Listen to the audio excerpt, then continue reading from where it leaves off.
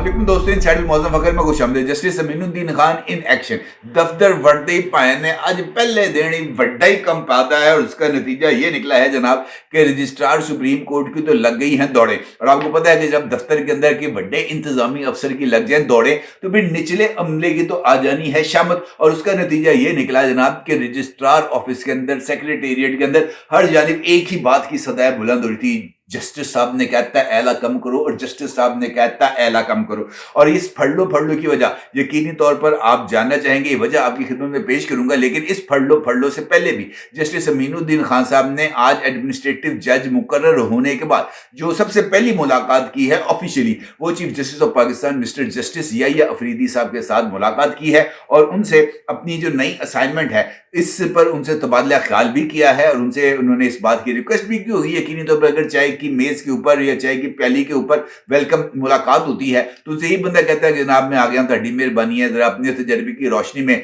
जरा गाइड कीजिएगा कि क्या करना है, कैसे करना है, निज़ाम को लेके आगे कैसे चलना है, किस तरीके से हम ये जो आईनी सवालात हैं इनके हम जवाबात तलाश कर सकते हैं, किस तरीके से ऐसी सिचुएशन को डेवलप कर सकते हैं जिसके नतीजे में हम आईनी सवालात के दुरुस्त जवाब दे सकें और आईनी तशरी आइन के मुताबिक कर सकें, जाती ख्वाहिशात से बालातर होकर। इंपॉर्टेंट सूरत हाल है। जनाब अमीनुद्दीन खान साहब का बतौर एडमिनिस्ट्रेटिव जज कॉन्स्टिट्यूशनल बेंच रोल क्या होगा, उन्होंने अपने लिए कौन से आदाब का तयन किया है और ये जो सुप्रीम कोर्ट ऑफ पाकिस्तान की जो रजिस्ट्रार ऑफिस है इसमें जो फड़लो फड़लो मची है इसकी क्या वजूहात हैं, इसके ऊपर आपके साथ बात करूंगा। लेकिन उससे पहले बात करनी है जनाब इमरान खान सानी की या इमरान खान अव्वल की, जिसने इस वक्त अमेरिका के अंदर मचा दी है थरथली। और वो है जनाब ये जो है डोनाल्ड ट्रंप साहब। और डोनाल्ड ट्रंप साहब ने एन इमरान खान की फितरत या इमरान खान की ज़हनियत पर अमल दरामद करते हुए अमेरिकी इंतखाबात का आखिरी वोट कास्ट होने के फौरी बाद इस बात का ऐलान कर दिया है कि जनाब मैं 90% वोट लेकर जीत रहा हूं और मेरी जीत किसी भी हवाले से शक्को शुबे से बालातर है। और अगर मुझे हराया गया या अगर ये ऐसे नताइज मुरतब हुए जिनके नतीजे में मेरी शिकस्त हो रही होगी या कैमला हैरिस की जीत हो रही होगी तो ये नताइज अमेरिका के लिए या अमेरिकी मुस्तकबिल के लिए बहुत ही ज्यादा तबाहकुन साबित हो सकते हैं। आप अंदाजा लगाएं कि जो पॉपुलिस्ट सोच है, जो कल्ट फॉलोइंग है, उसकी थिंकिंग, उसका माइंडसेट एक जैसा है। मैं हैरान रह गया जनाब ये जो डोनाल्ड ट्रंप साहब की स्टेटमेंट है इसको देखकर, और मैं हैरान रह गया इस बात को देखकर कि यार ये जो सिमिलरिटी है, इमरान खान साहब एमी पागल नहीं है पायन, जो उनकी जमात और वो उन्होंने अपनी तमाम तर उम्मीदें ट्रंप के साथ लगाई हुई हैं कि ट्रंप आएगा, हल्फ उठाएगा, हल्फ लेने से पहले ही जनाब वो फोन उठाएगा, फोन उठाकर जनाब यहाँ पर शहबाज शरीफ को ऑर्डर पास करेगा कि हुणे गड्डी कट दे, जाके इमरान खान को जेलों कट दे, लाके अपनी कुर्सी पे बिठा। क्योंकि जिस तरीके का जो है पाकिस्तान तहरीक इंसाफ का ब्रॉटअप है, उनको तो इसी तरह के ऑर्डर्स का अंदाज वो जो है ना वो उनको उसकी जरूरत है। और इस तरह के ऑर्डर्स पर पाकिस्तान तहरीक इंसाफ और पाकिस्तान तहरीक इंसाफ से ताल्लुक रखने वाले तमाम तर दोस्त अहबाब लुडियां डालेंगे, यार वाह की कम किया ट्रंप ने। और ये जो उनकी स्टेटमेंट थी ये बिल्कुल वैसी स्टेटमेंट थी जैसे 2012 के इंतखाबात का बाइकआउट करने बाद इमरान खान साहब ने जो अगला इलेक्शन हुआ था उसके अंदर उन्होंने दावे किए थे कि जनाब बसीते अन्नी पादनी है, हम तो जनाब 2/3 अक्सरियत के साथ जीत रहे हैं, हमने तो जनाब यहाँ पर जो लोग हैं वो इस हद तक निकले हैं कि बैलेट बॉक्स भर गए हैं। फिर जब नताइज आए तो उनकी तरफ से यही बात का इजहार किया गया कि जनाब ये तो धांधली हुई है, ये तो डब्बों को जो है वो तब्दील कर दिया गया है, हमारे नाम की मोहरें लगी थी वो किसी और नाम की मोहरें निकली हैं। और फिर उन्होंने नताइज को तस्लीम ना करने की जिस रविश का आगाज किया और फिर उसके नतीजे में पाकिस्तान के अंदर जिस पॉलिटिक्स की बुनियाद रखी वो पाकिस्तान उस पॉलिटिक्स का नतीजा आज भी भुगत रहा है और 9 मई इसका अहम तरीन वाक़या है। दूसरी जानिब अगर हम अमेरिका में देखें तो डोनाल्ड ट्रंप के आने के बाद भी अमेरिका में यही हालात है। डोनाल्ड ट्रंप साहब के आने के बाद डोनाल्ड ट्रंप साहब की तरफ से अमेरिका की जो सियासी बिसात है उसके अंदर एक अहम किरदार के तौर पर सामने आने के बाद अमेरिका में भी ऐसी ही सिचुएशन है। अमेरिका में भी फड़लो फड़लो मची हुई है और अमेरिका में डोनाल्ड ट्रंप के आने के बाद जिस तरीके से जो अहम सियासी कुव्वतें हैं उनको जोकर कहा गया, उनको उल्लू कहा गया, उनको स्टूपिड कहा गया, उनको नॉनसेंस कहा गया, ये सब कुछ डोनाल्ड ट्रंप साहब के प्रेसिडेंशियल टेन्योर के दौरान हुआ। हद तो यह है कि उन्होंने बतौर प्रेसिडेंट मुख्तलिफ आलमी लीडर लीडर्स का ठट्ठा उड़ाया, उनका मजाक उड़ाया। और फिर उसके बाद जब उनको इस बात का अंदाजा हो गया कि उनके लिए ईवान सदर के दरवाजे बंद होने जा रहे हैं, तो फिर उन्होंने अपनी ही कल्ट फॉलोइंग के जरिए जो व्हाइट हाउस है उसके ऊपर हमला कराया, ओवल हाउस पर हमला कराया। और फिर उस हमले के नतीजे ने अमेरिकी सियासत के अंदर एक ऐसे अनमिट नकूश जोड़े हैं जिसका आज तक जो है वो खमियाजा भुगतना पड़ा। दिलचस्प बात यह है कि वहां पर जो 9 मई हुआ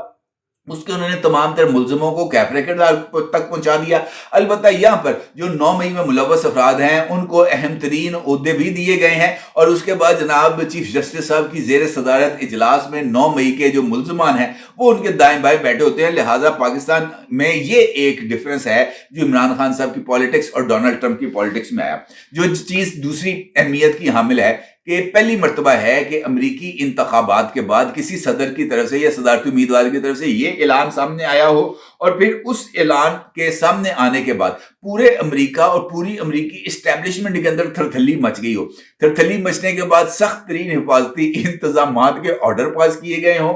नेशनल गार्ड्स को चौकस रहने का जो है वो ऑर्डर पास कर दिया गया हो, उनको हाई अलर्ट पर रख दिया गया हो और उनसे कहा गया हो कि जनाब आपने बस बुए पे रहना है, जैसे ही इशारा मिलेगा आपने बाहर निकलना है। क्योंकि अमेरिकी इंतजामिया को इस बात के खदशात लाहक हो गए हैं कि जनाब ये जो इंतखाबात के नताइज हैं इससे अमेरिका में वसी पैमाने पर जो फसादात हैं वो फूट सकते हैं। लिहाजा हिफाजती इंतजाम चौकस रहने चाहिए। और फिर माजी के तजर्बे के ऐन मुताबिक व्हाइट हाउस और ओवल हाउस के इर्द गिर्द भी हिफाजती इंतजाम सख्त कर दिए गए हैं, खारदार तारे लगा दी गई हैं, व्हाइट हाउस से लोगों को दूर रहने के अहकाम सादर कर दिए गए हैं। ये है वो करामात जो इमरान खान साहब की डोनाल्ड ट्रंप के साथ दोस्ती के नतीजे में खुद जो है वो अमेरिका को भुगतने पड़ रहे हैं। लिहाजा हमें अगर ये चीजें भुगतनी पड़ी हैं तो इसमें किसी को परेशानी की बात नहीं है। ये बात भी अहमियत की हामिल है कि अमेरिका के अंदर ये जो इलेक्शंस हैं ये 6 मुख्तलिफ टाइम जोन्स में हो रहे हैं। लिहाजा एक ही वक्त में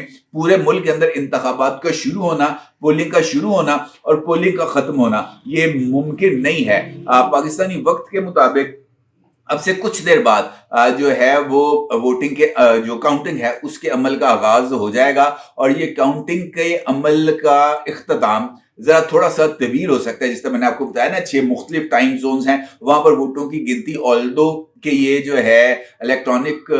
मशीनों के जरिए भी होती है, लेकिन उसके साथ साथ ये जो दूसरा वोट है बैलेट जो वाला जो है जो उसका प्रिंट आउट निकाल कर डाला जाता है वो वाला प्रोसेस भी साथ चलता है। लिहाजा इम्कान ये है कि आज शाम तक या आज रात तक ये सूरत हाल वाज़ेह हो जाएगी कि कौन जीत रहा है कौन नहीं जीत रहा। अलबत्ता पाकिस्तानी इमरान खान के अमेरिकी वर्जन ने अपनी जीत का ऐलान कर दिया है। अब जब इस तरह की सिचुएशन हो रही हो तो फिर हर जगह पर उथल पुथल मचती है। जिस तरीके से डोनाल्ड ट्रंप ने अमेरिका के अंदर उथल पुथल मचाई हुई है, उसी तरीके से यहाँ पर जनाब इमरान खान ने उथल पुथल मचाई हुई है।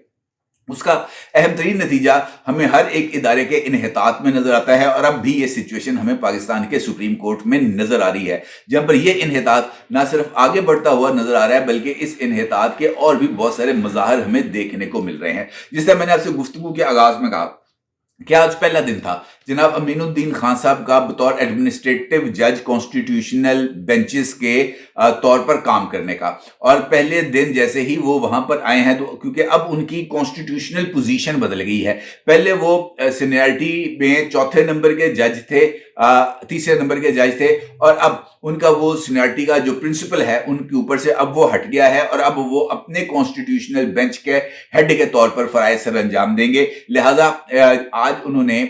जस्टिस याई अफरीदी साहब के साथ मुलाकात के बाद registrar supreme court मुहतरमा Jazila Aslam साहिबा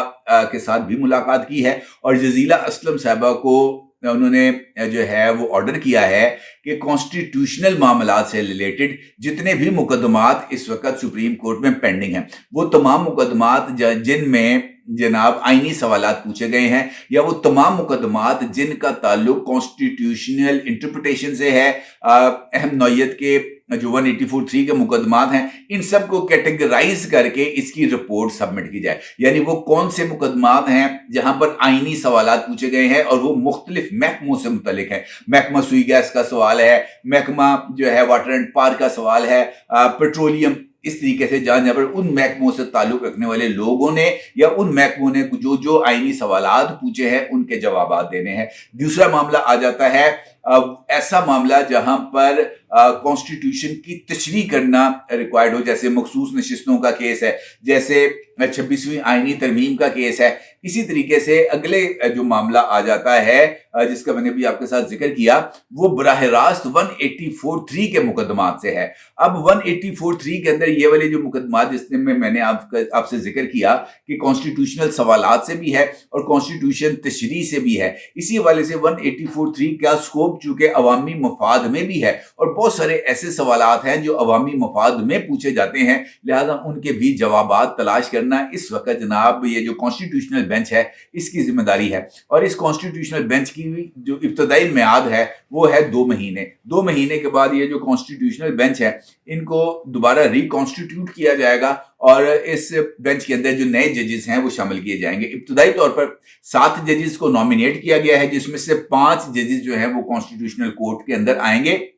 और फिर वो कॉन्स्टिट्यूशनल बेंचेस के अंदर बतौर जज अपने फराइज सर अंजाम देंगे। लिहाजा इस वक्त जो फड़लो मची हुई है, जो दौड़ें लगी हुई हैं पूरे